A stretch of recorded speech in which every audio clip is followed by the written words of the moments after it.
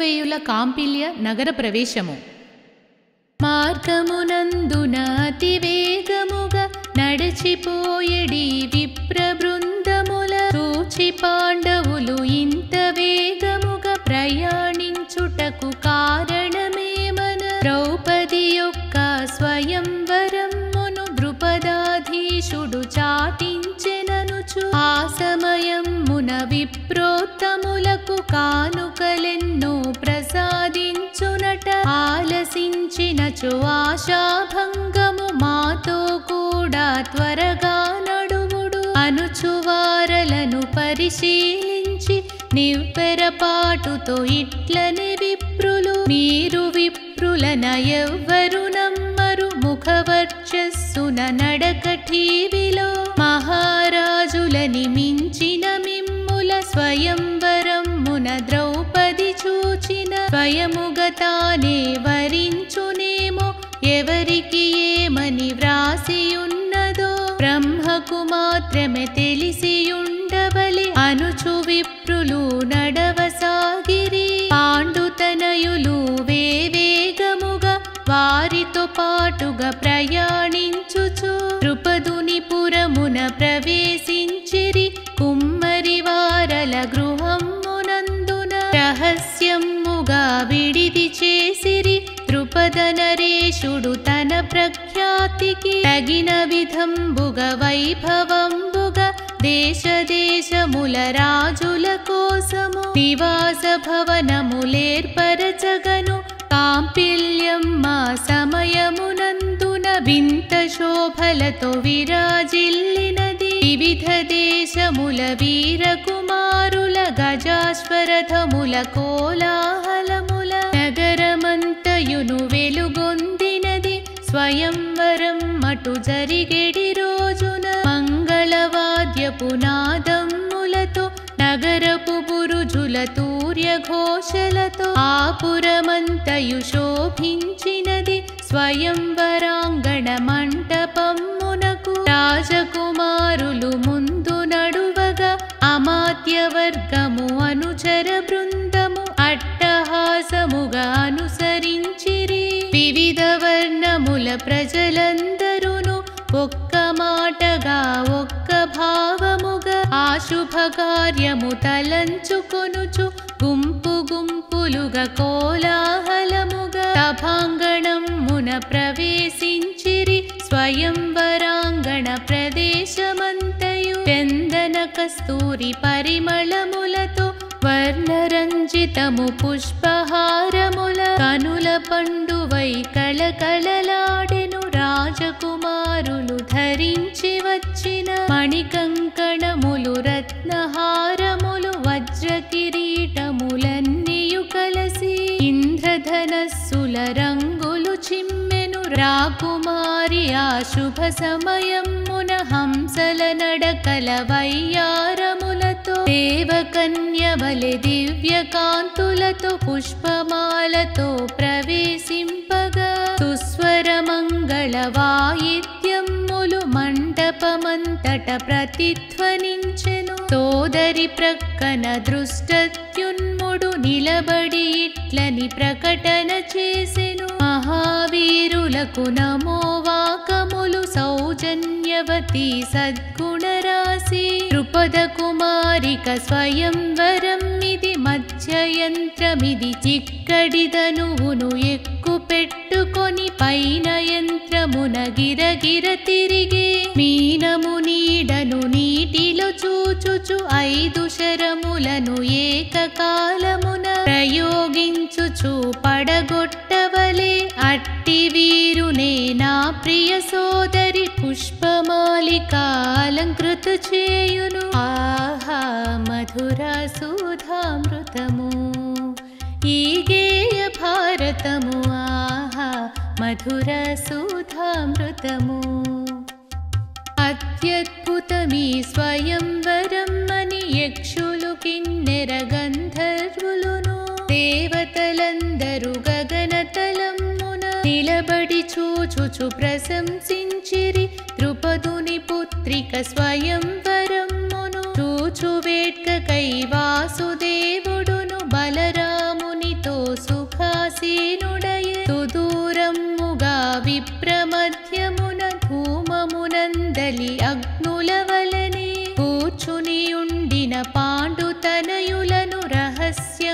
విధముగా అన్నకు చూపెను. ద్రౌపది అందము చూచిన ప్రభువులు ఆమెను తప్పక పొందవలయునని ఆరాటముతో ఆ యంత్రమును భేదించుటకై ప్రయత్నించినను మహాధనుస్సును వంచలేకని భంగపాటుతో శిరముల వంచిరి. తమ భుజబలమును పోల్చుకు చూచిన మరి ఇంకొందరు మిన్నకుండిరి. కృష్ణుని సైగకు యాదవ వీరులు యత్నింపకయే ఊరకుండిరి. శిశుపాలుండును శల్య భూపతి జరాసంధులును ప్రయత్నముతో పిల్లునందుకొని అతి కష్టముగా ఇంచుకనెట్లో వంచగలిగిన ఎక్కుపెట్టుటకు సత్తువ చాలక పరాభవముతో కుతకుతలాడిరి. దిగ్గున లేచిన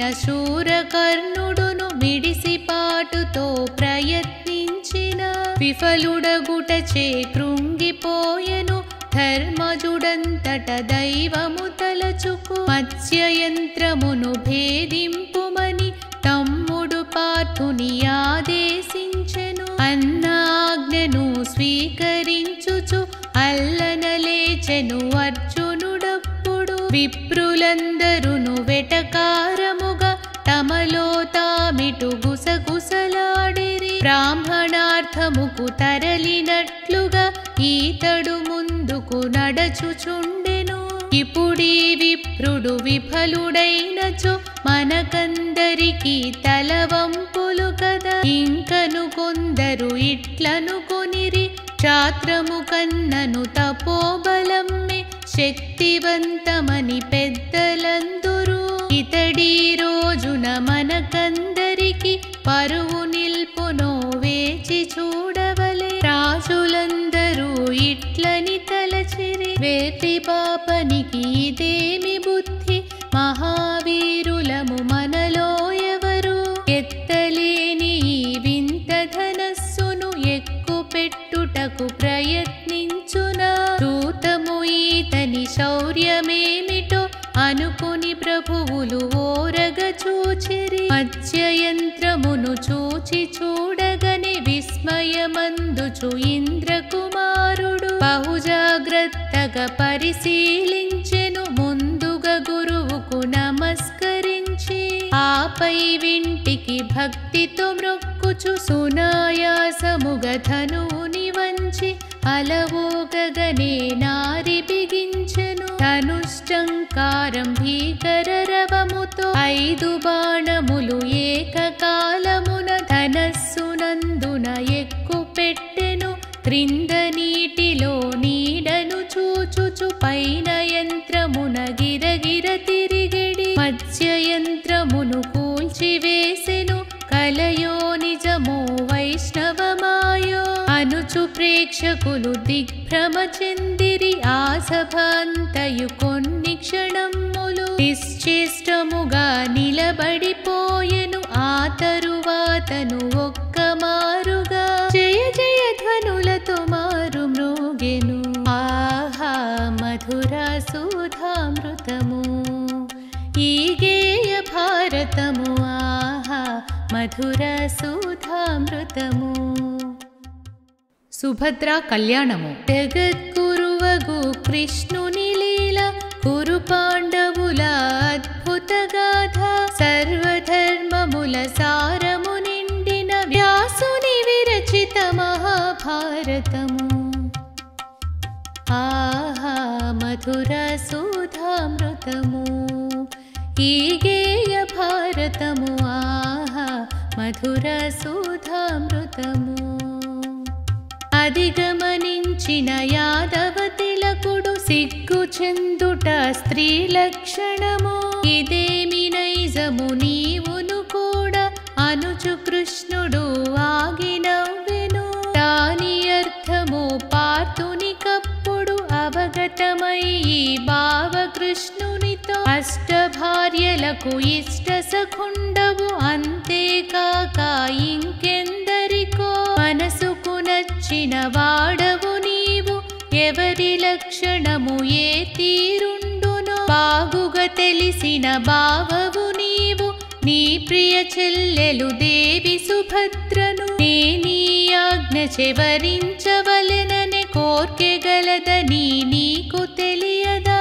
నీ ముందర ఇక సిగ్గెందులకు, నా కోరికను ఎరిగిన వాడివి. రాగుసేయకిక కోర్కె తీర్పుమని బావకృష్ణునకు మ్రొక్కెను పార్థుడు. నీ మనసేమిటో నాకు చెప్పితివి, కార్యభారమిక నేను వహించి అంతయు నేనే చక్కబెట్టెదను అనుచు కృష్ణుడు సవ్యసాచికి బదులు చెప్పుచు గూఢచారులతో పార్థుడు ద్వారకనున్న సంగతి ధర్మరాజునకు కబురంపించెను. యాదవ ప్రముఖుల వెంటబెట్టుకుని బలరాముడును అక్కడకొచ్చి యతిగానున్న పార్థుని చూచెను. మాయ తెలియని బలరాముండును మునీశ్వరునికి సాష్టాంగపడి పూజాక్రమమును ముగించి లేచెను. అర్జునుడప్పుడు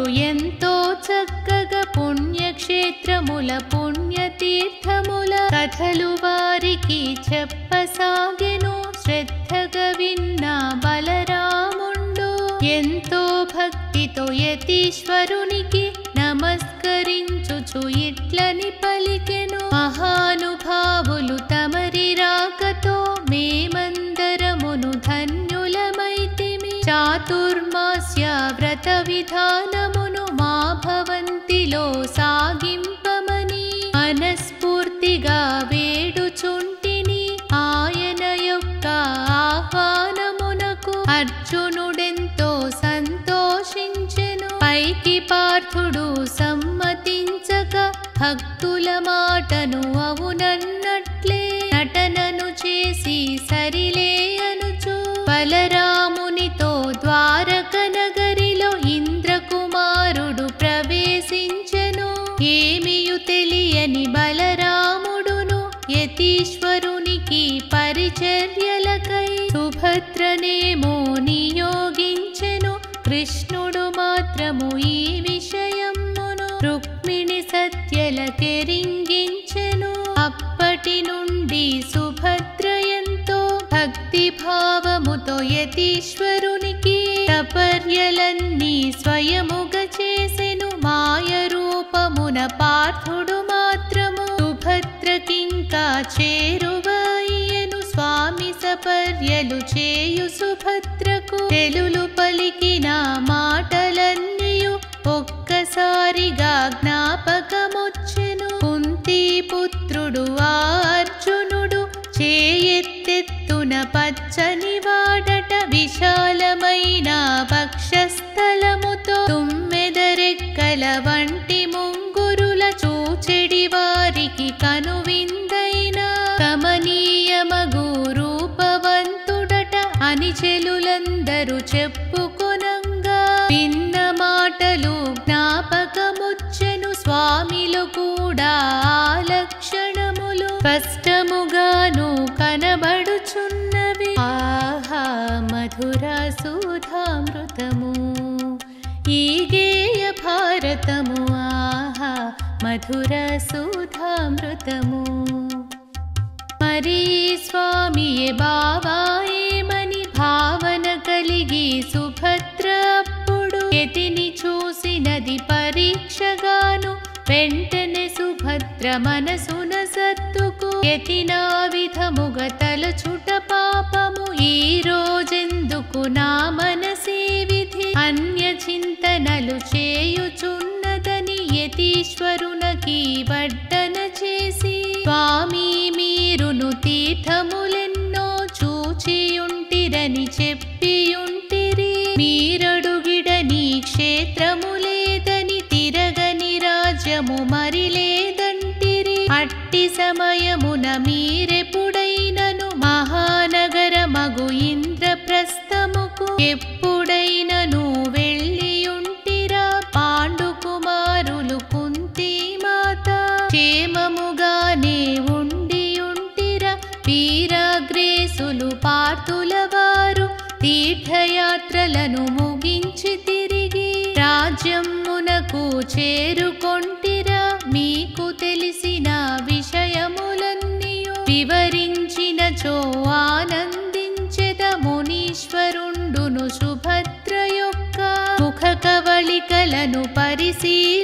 చూచుచు చిన్నగా నవ్వుచు ఇట్లని పలికెను. ఓ తరుణీమణి నేనెవ్వరిని నీవెప్పుడును కోరుకునేయా. పాండుకుమారుల మధ్యముండను దైవము ఈ విధి సహకరించగా నిన్ను నేనిటు చూడగలిగితిని. అట్లని పలుకుచు విజయుడప్పుడును మరల సుభద్రతో ఇట్లని పలికెను. అష్టవిధముల వివాహములలో మహారాజులకు ఉచితములైనవి గాంధర్వము రాక్షసమ్మని ధర్మవేత్తలు ఆదేశించిరి. ఆ రెండింటిలో మనమిప్పుడును గాంధర్వ పద్ధతి అవలంబించి వివాహమాడి ఆనందింతుము. అన్ని విధముల ఇప్పుడే మనకు శుభ సమయమని తొందర చేసెను. బావార్జునుడు చెప్పిన మాటకు సుభద్ర ఎంతో సిగ్గు చెందుతూ పిల్లల పెండ్లి పెద్దలు చేతురు ఇప్పుడెందులకు అంత తొందరని దేవి సుభద్ర చెంగున గెంతుచు అంతఃపురముకు వెళ్ళిపోయెను. ఉస్సురనుచును పార్థుడప్పుడు మందిరమున ఉండిపోయెను.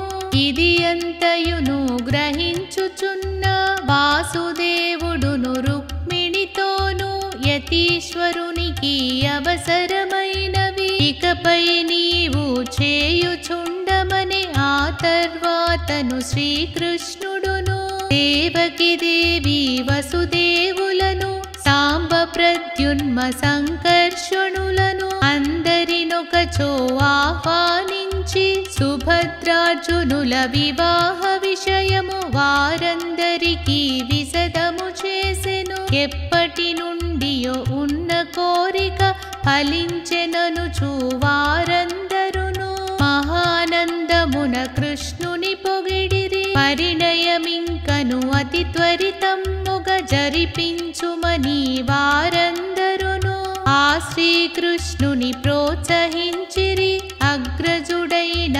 బలదేవునకు సుభద్రార్జునుల వివాహమన్నచు ఇష్టము లేదని ముందే తెలిసిన పురుషోత్తముడు ఆ విషయమును బలరామునికి తెలియచేయకే రహస్యముగా సోదరి పెళ్లిని చేయవలయునని సంకల్పించెను. ఆ నిశ్చయమే అమలు జరుపుచును సుదూరమందున పశుపతీశ్వరుని పూజలేవియో జరుగగలవని పురవీధులలో చాటించగను. ఆ చాటింపుకు పుర ప్రజలందరూ పూజా వేడుకలన్నీ చూచుటకు ఆనందముతో తరలి వెళ్ళిరి. ఆ ఈశ్వరుని దర్శించుకొని విధ విధములగు పిండి వంటలతో పృష్టాన్నములను భుజించెరందరూ. ద్వారకనున్న సుభద్రార్జునులు తమ పరిణయము ఎప్పుడెప్పుడని తామిద్దరము అన్యోన్యముగా ఉండెడి సమయము ఎప్పుడెప్పుడని వారు మనసున విరహమందిరి. అర్జునుడప్పుడు మనోరథమును ఈడేర్చమని దేవేంద్రునికి సాష్టాంగపడి నమస్కరించెను. సుభద్ర కూడా అన్న కృష్ణునికై ఎదురు చూచుచూ ఉండసాగెను. అదే సమయమున వాసుదేవుడును కన్నవారలను అక్రూర సాత్యకి మున్నగువారల వెంట పెట్టుకుని ద్వారకకొచ్చి చూచె సుభద్రను. వారి వెనుకను అమర ప్రముఖులు దివ్య నరేంద్రులు దిక్పాలకులతో సచీదేవితో దేవేంద్రుడును ద్వారకకొచ్చి వారిని చేరెను. ఆ తర్వాతను బృహస్పతియును మంచి ముహూర్తమునొక్కటి చూసి కళ్యాణమును జరిపింపుమని శ్రీకృష్ణునికి ఆదేశించెను. అగ్నిదైవము వాయుదేవుడును యమవరుణులు ఆ నలుగురును అక్కడకొచ్చి కూర్చొని ఉండిరి. నారద మౌని వామదేవులు వశిష్ఠ మొదలగు మహానుభావులు వివాహ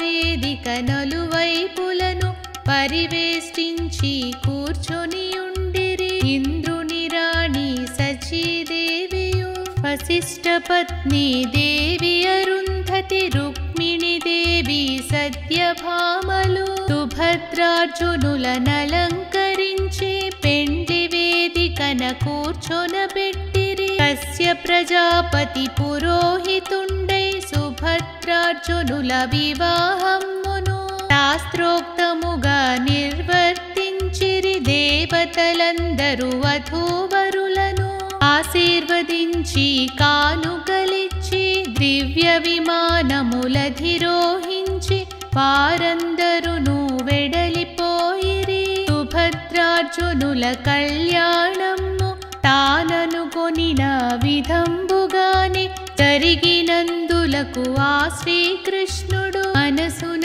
ఎంతో సంతోషించి ఆనందముతో భావార్జునుని కౌగలించుకొని సంతోషించెను. వెంటనే కృష్ణుడు పార్థుని తోడను సుభద్రతో నువ్వు హస్తినపురముకు బయలుదేరమని ఆదేశించి రథమునొక్కటిని సిద్ధము చేసెను. నూతన జంటతో వాసుదేవుడును కొంత దూరము కలసి వెళ్ళెను. ఆ తర్వాతను పురుషోత్తముడు ద్వారకపురికి తిరిగి వచ్చెను. సుభద్రతోటి ఆ అర్జునుడు రథంబునెక్కి వెళ్ళుట చూచి ద్వారక నగరము రక్షక భటులు బలరామునకు శ్రీకృష్ణునకు తెలియకుండగా ఈ అర్జునుడు దేవి సుభద్రను అపహరించెనని అతివేగముగా ప్రయాణించుచు పారిపోవుచునున్నాడనుకొని భ్రమించి వారు ఆలసింపక అందరూ కలసి పార్థుని పైన శరపరంపరను ప్రయోగించిరి.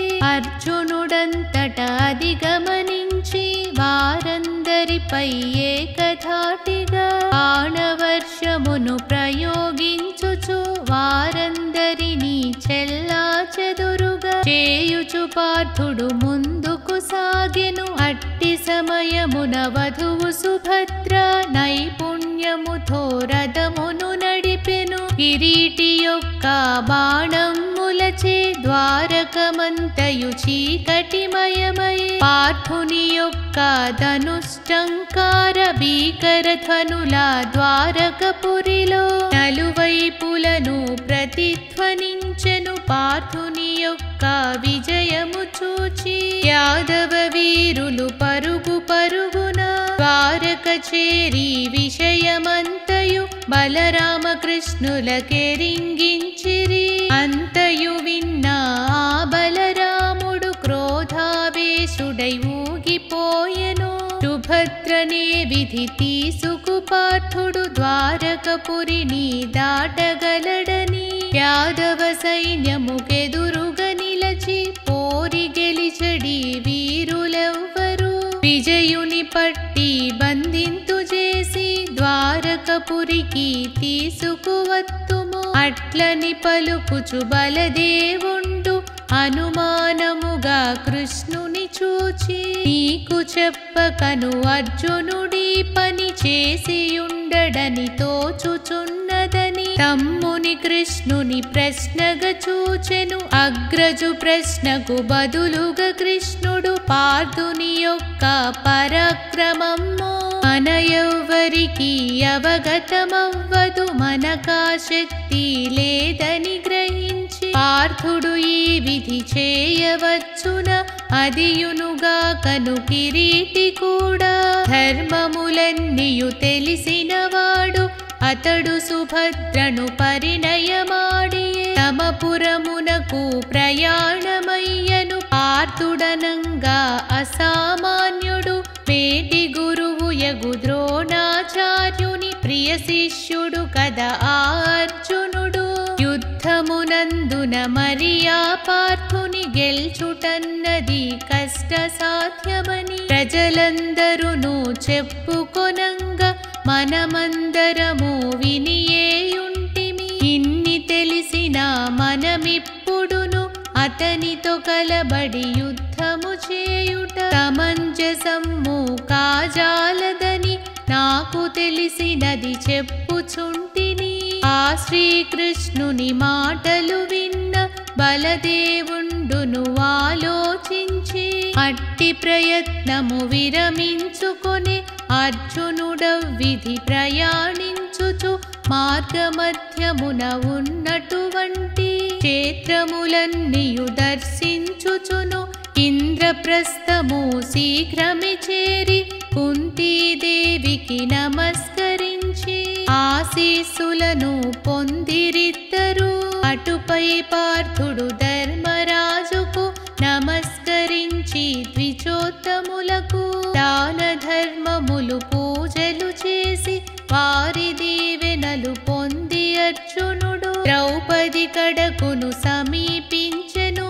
పార్థుని చూచిన ద్రౌపది దేవి కోపము వహించి మూతి ముడుచుకొని యాదవ కన్యక నిరీక్షించును. ఆలసింపక ఆమెను చేరుడు రెండవ ముడిని వేసిన పిమ్మట ముందటి ముడియును వదులైపోవును అనుచు ద్రౌపది రుసరుసలాడెను. అర్జునుడంతట సుభద్రతోటి ద్రౌపది దేవికి నమస్కరించి ఆమె దీవెనలు అందుకురమ్మని ఆమె భవంతికి పంపె సుభద్రను. దేవి సుభద్ర ద్రౌపది దేవికి వినయముతోటి నమస్కరించి ఇప్పటి నుండి నేనెప్పుడును మీ దాసిగనే ఉండిపోదుననే ఆమె మాటలను విన్న ద్రౌపది ఆనందముతో కౌగిలించుకొని నీపతి ఎంతో మహావీరుడు వీరపత్నివై కలకాలము సుఖించమనుచు మహానందముతో ఘనాశీస్సులు అప్పుడందించెను. ఆపై పార్థుడు సుభద్రతోను వ్యాస మహర్షిని సందర్శించి భక్తి మీరగా నమస్కరించెను. అక్కడి నుండి భీమసేనుని కలిసి ఇద్దరు నమస్కరించిరి. ఆపై పార్థుడు తమ్ములిద్దరిని కలుసుకు ప్రేమగా కౌగిలించుకొని సుభద్రార్జునులిద్దరు చక్కగా ఇంద్రప్రస్థమును చేరిన వార్తను తెలిసిన కృష్ణుడు సంతసించుచు సుభద్రకిచ్చెడి కన్యాధనమును రథములపైన ఎక్కించుకొని యాదవ వీరులు అందరితోనూ ఇంద్రప్రస్థముకు బయలుదేరెను. బలరామకృష్ణుల ఆగమమ్మునకు ధర్మజుడెంతో సంతోషించుచు అందరితోనూ ఎదురుగా వెళ్ళి సగౌరవముగా తీసుకురమ్మని మాద్రీపుత్రులనాదేశించెను. ఇంద్రప్రస్థమును చేరిన తదుపరి ధర్మనందనుడు ఎదురుగా వెళ్ళి ఆహ్వానించి తీసుకువచ్చెను. బలరామునకు శ్రీకృష్ణునికి భక్తితో మ్రొక్కి ధర్మజుడప్పుడు ఇన్నలు అయిన యదువీరులను ప్రేమతోడను ఆశీర్వదించెను. వారందరితో కలసి పాండవులు చెవులకింపగు సంగీతముతో నర్తకీమణుల నాట్యములతో ఎంతో హాయిగా ఆనందించిరి. కొంతకాలము ఇంద్రప్రస్థమున హాయిగా గడిపిన యాదవులందరూ ద్వారకపురికి వెడలిపోయిరి. ఆహా మధుర సుధామృతము ఈ గేయ భారతము. ఆహా మధుర సుధామృతము.